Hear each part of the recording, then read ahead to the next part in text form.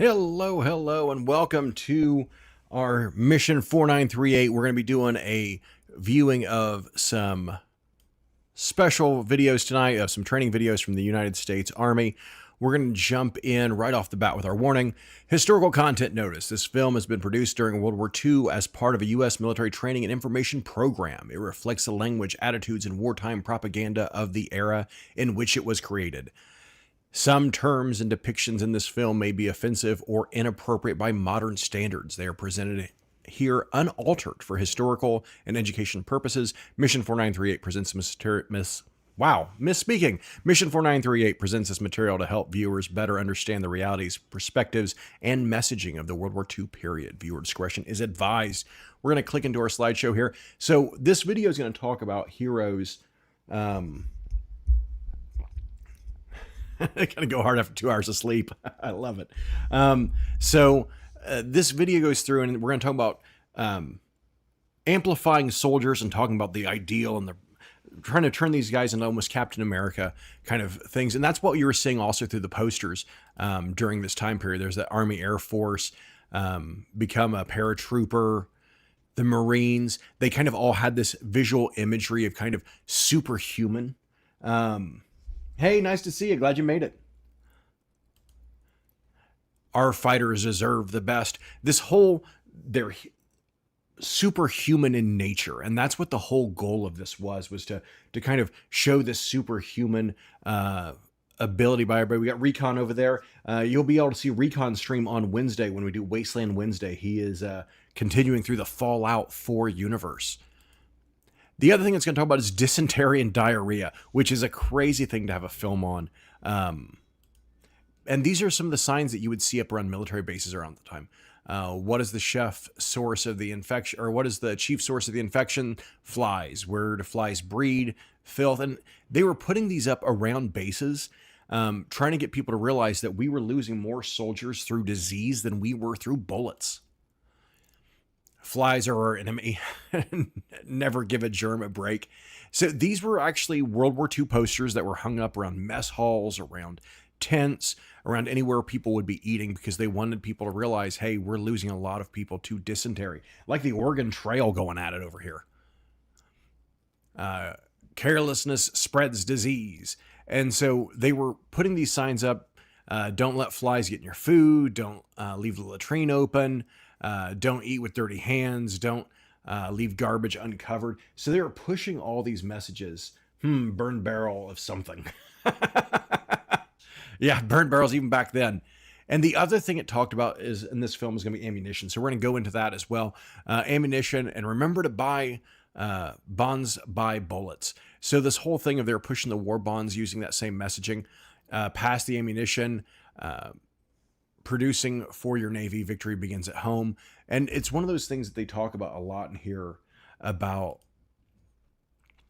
save your cans, help pass the ammunition. So that was one of the things they were talking about to people back home is you need to be saving on metal and sending your metal in and recycling it, or unused pans or pots or toys or anything that contained metal, because they would turn them back into bullets and send them overseas. So those are the things that we're going to be talking about.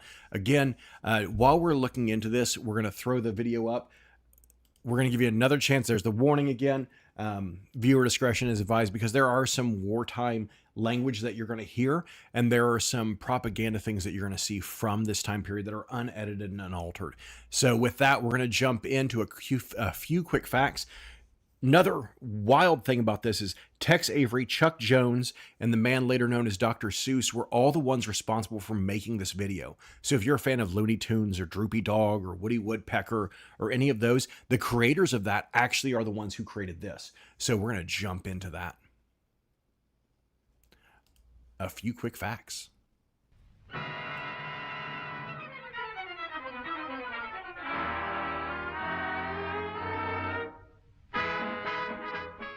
This is a picture of you, the average American soldier.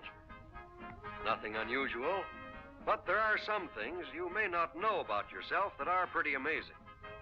For example, you are 5 inches taller and 20 pounds heavier than any knight of King Arthur's Round Table.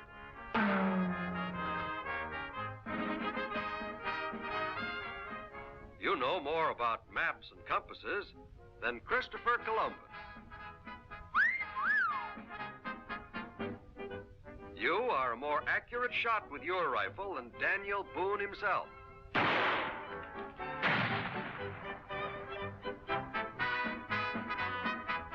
with your automatic weapons, you have greater firepower than a whole platoon of Napoleon's finest.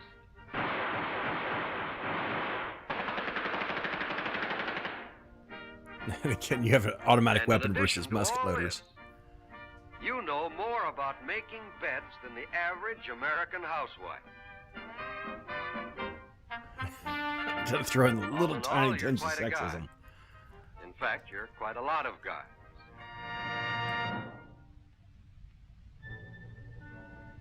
How far does a bullet travel before it hits a Jap? 150 yards? A little bit further. The bullet starts to travel here, back home in the mines and the mills, when the parts of the unmade bullet begin their journey to the factory. So again, we're kind of looking at, they're trying to tie this in of everyone is involved in the war effort. And at this time, 1/2 of all United States civilians and total population were involved in the war effort in some way, including children who they were willing to pass a law to force them to work on farms if they had to because of how much needed to be produced. Total distance to the factory, 11,700 miles. Finished bullet shoves off for California. 3,000 miles more.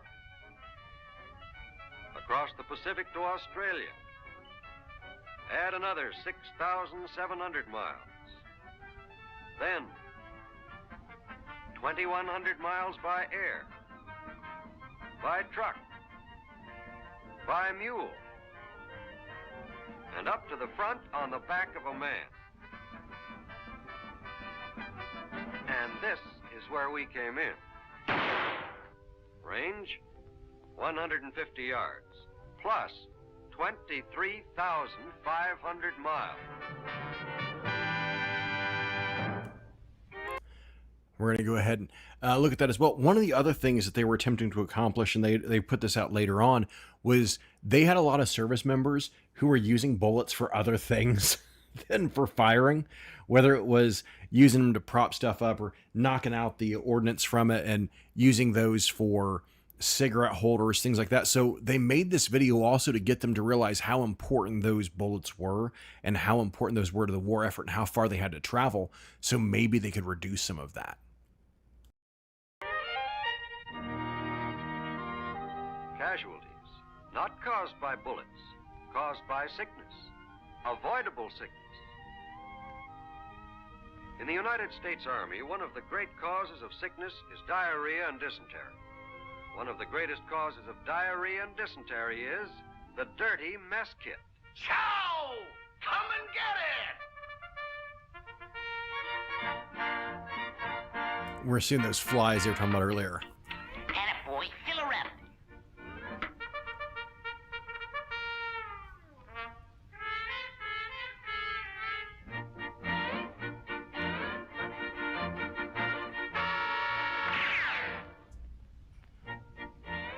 As I was saying, We'll pause there again. If you were ever stationed in the Navy, anywhere, if you're on a ship, you're familiar with something called gastro that sent everybody to the bathroom constantly. I imagine they had something similar to that in the Army and in the Marine Corps and the Air Force as well. But you're kind of seeing that same symptom there of contamination getting in food. Or if you've played the Oregon Trail, you're very familiar with dysentery and what the effects of dysentery can be to your whole party. as I was saying, dirty mess kits. And you ain't kidding, brother.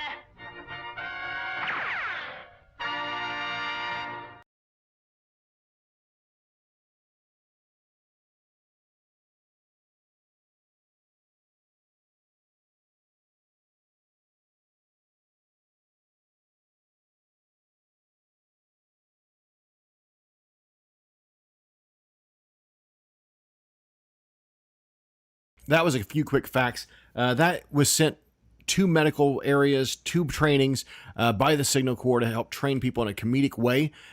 It's how they handled all training for service members during World War II.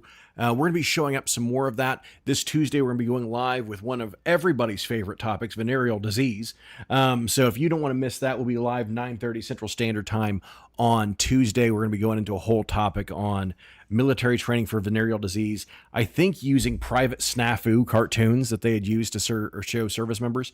And then again, Wednesday, we'll be back with Wasteland Wednesday with Recon Sarge. You're not going to want to miss it. It's a really fun opportunity. He talks about times in service. He talks about experiences as a service member, and then playing Fallout, where we get you guys' opinion in there as well. But we have so much different content, whether it's the What We Carry or the Beneath the Wrong Colored Moon. All of our stuff is veteran focused. And again, our whole mission here is to build a community for all those that have served, all those that are serving, and all those that support. So we look forward to seeing you again on our next live.